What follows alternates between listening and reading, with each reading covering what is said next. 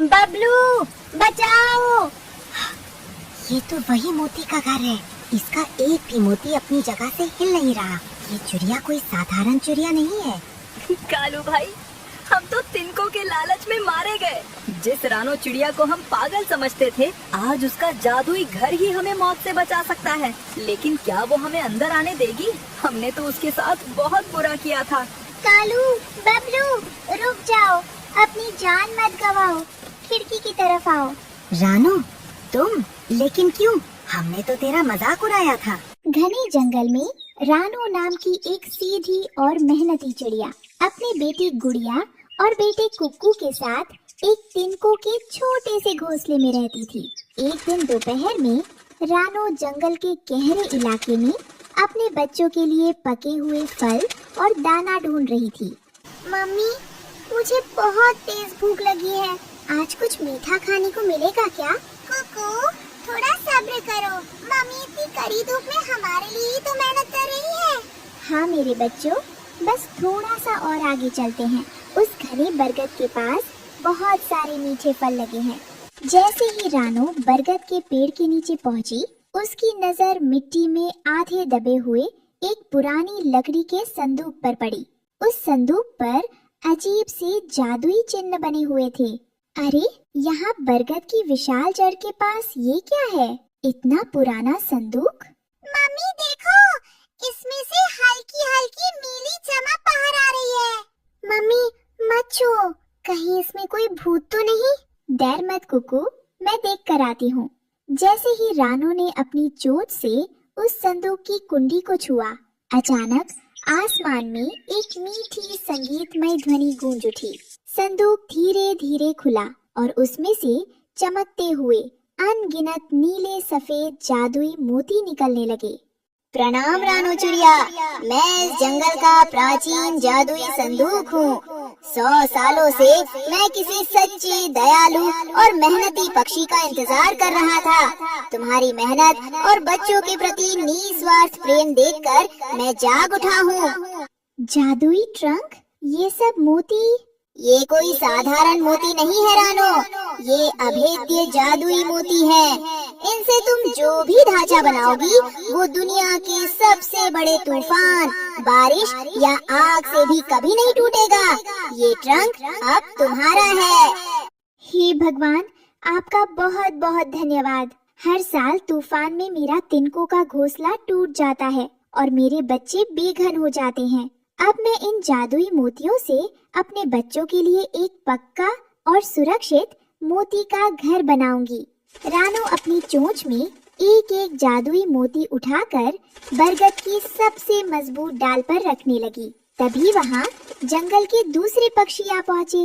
अरे ओ रानो, तेरा दिमाग ठिकाने तो है? पत्थरों और मोतियों से कोई घर बनाता है क्या? चिड़ियों का काम तिनके चुनना है, राजमहल बनाना नहीं।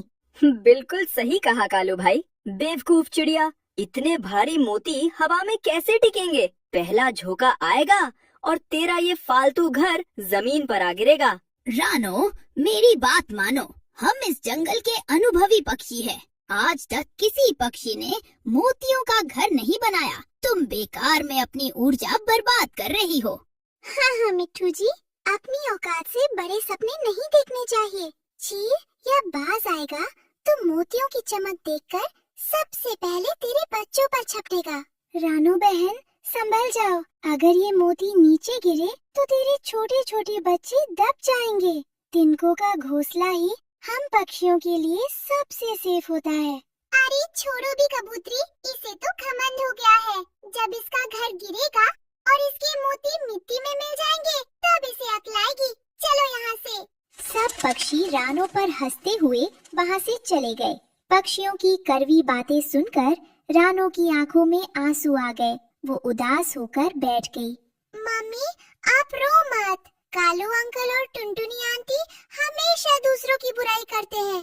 उन्हें नहीं पता कि ये संदूक जादुई है। हाँ मम्मी, आप उदास मत हो।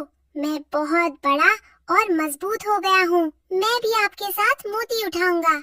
मेरे नन्हे प्यारों, जब हम जीवन में कोई नया या बड़ा काम करने की कोशिश करते हैं तो दुनिया पहले हम पर हंसती है, लेकिन हमें दूसरों की बातों से अपना हौसला नहीं तोड़ना चाहिए। हमारी मेहनत ही हमारा सबसे बड़ा जवाब होगी। अगले कुछ दिनों तक रानो और उसके बच्चों ने दिन रात एक कर दिया। रानो जादुई मोतियों को एक विशेष जादुई गोंद से जोड़ दी गई। आखिरकार बरगद के पेड़ पर एक ऐसा अद्भुत मोती का घर बनकर तैयार हुआ जो रात के अंधेरे में भी चांद की तरह चमकता था। उसमें सुंदर खिड़कियाँ, एक मजबूत दरवाजा और बच्चों के खेलने के लिए बालकनी भी थी। घर बनते ही कालू कौवा और बबलू फाख्ता जलन के मारे तड़पने लगे।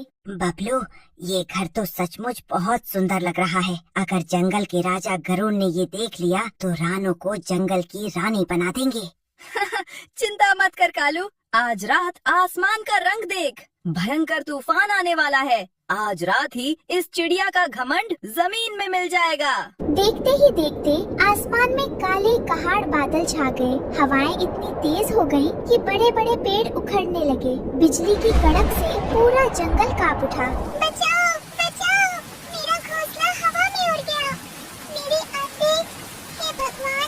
तोती, जल्दी निकलो, बरगद की डाल टूट रही है, हमारा घर तबाह हो गया। अरे कोई बचाओ, हवा इतनी तेज है कि हम उड़ भी नहीं पा रहे हैं। कालू कौवा और बबलू फाख्ता का टिंकू का घोंसला भी एक झोंके में उड़ गया। जंगल के सभी पक्षी बारिश में भीगते हुए, ठंड से कांपते हुए अपनी जान बचाने के लिए इधर उधर भागने लगे। दूसरी तरफ रानो चिड़िया का जादुई मोती का घर तूफान के बीच अचल खड़ा था। अंदर रानो, गुड़िया और कुकू आराम से सूखे और गर्म माहौल में बैठे थे। बाहर का तूफान उस घर का एक मोती भी नहीं हिला सका। तभी खिड़की से कुकू ने बाहर देखा। मम्मी, बाहर देखो, टुनटुनी आंटी और मिट्ठू अंकल बारिश में भीग रहे हैं। कालू अंकल तो ठंड से कांप रहे हैं। मम्मी, भले ही उन्होंने हमें ताने मारे थे, लेकिन इस समय वे बहुत मुसीबत में हैं। क्या हम अपने घर का दरवाजा उनके लिए खोल दें? शाबाश मेरे बच्चों, बुराई का जवाब बुराई से देना बहुत आसान है, लेकिन असली इंसानियत और पक्षी धर्म वही है जो अपकार करने वाले के साथ भी उपकार करे। रानो ने तुरंत अपने मोती के घर का भारी जादुई दरवाजा खोला।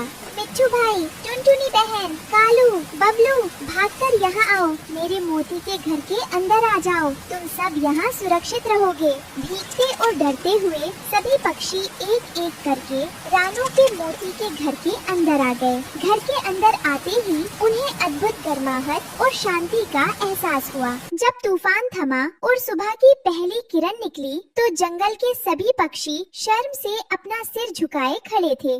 रानो बहन, आज तुमने हमारी जान बचाई है। हमने तुम्हारे हुनर और तुम्हारी सोच का मजाक उड़ाया था, लेकिन आज तुमने साबित कर दिया कि तुम्हारा दिल तुम्हारे इस मोती के घर से भी ज्यादा सुंदर और बड़ा है। मुझे माफ कर दो रानो बहन, मैं तुम्हें ताने देती थी, लेकिन तुमने मुसीबत के समय मुझे अपने घर में शरण दी। रानो, मुझे अपनी गलती का एहसास हो गया है। मैंने सोचा था कि मोती से घर नहीं बन सकता, लेकिन तुम्हारी मेहनत और जादुई विश्वास ने मुझे गलत साबित कर दिया। आज से मैं कभी किसी की मेहनत का मजाक नहीं उड़ाऊंगा। हाँ रानो बहन, तुम इस जंगल की सबसे समझदार और दयालु चिड़िया हो।